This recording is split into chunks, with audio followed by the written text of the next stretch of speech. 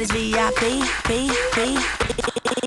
It's the ride of your life, it's alive. I think actually it was first used by Ashley Beadle, one of the UK underground maestros, I guess he could be called. He's been around for a while, and he actually took it from Kerry Chandler, an American guy, US house DJ, who used it on some sort of tagline for a 12 he'd done years back, and we loved it.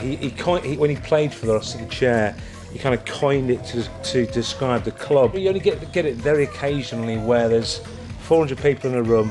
For some reason, they're all facing one direction, and they're all listening to that same record at the same time, having that same experience. And it's a hard thing to describe, really. And I've never really seen it in a rock club. I've never really seen it in so many places. Only certain places where you see it, where you get it's kind of, I guess, a kind of spiritual thing where just everyone at that point experiences that same thing. And it's a very hard thing to write about or even describe about without sounding like a knobber, but you do get it. With the Elektrons, it was kind of like climbing out of the basements, underneath the pavements, and taking that into the sunshine and spreading the gospel as such. This little number, German, found at a flea market, 78, Berlin, is obviously the little number. I have a whole number here. I've collected a few over the time. You know, there's all sorts there. Whole numbers up here. Some were stolen, being honest. Most of them from Little Chef. Deserve it. Some of the worst food I've ever tasted. Well, let's be honest, I always thought the mini pizzas were always quite nice. But anyway, they're out of business. Not my problem. So, you know, choose your strainer, but don't make it a fundamental issue. Yeah, I don't know, for us it was just simply playing music we love from every genre, and not in a sort of like a quota way of 5% house, 10% techno, reggae. It was, you know, there's pretty much good music in everything, and it's become a big cliche. In fact, I'll give you two of the biggest cliches. A journey, a musical journey by a DJ, and a melting pot.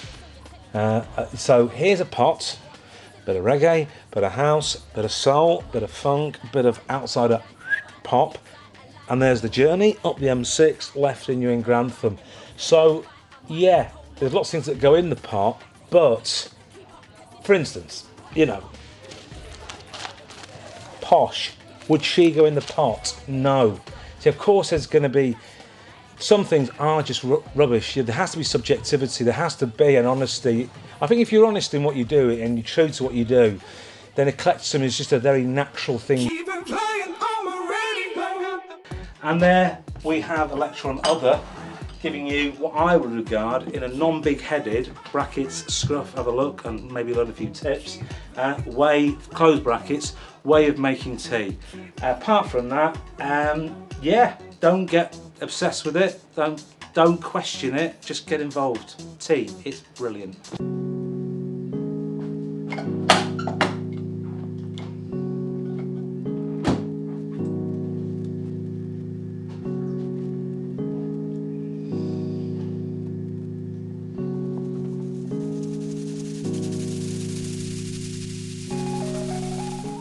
Rainy City, look at this unit.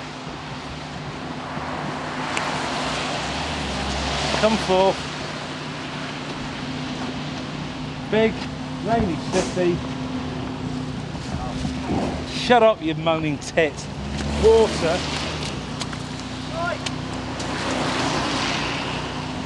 Fat, angry, moaning, bearded, old man with glasses on. Mate, don't blame me when we're fucking wanker. I do the proper work. I do the proper work. And I've lost the show. It's a rainy city.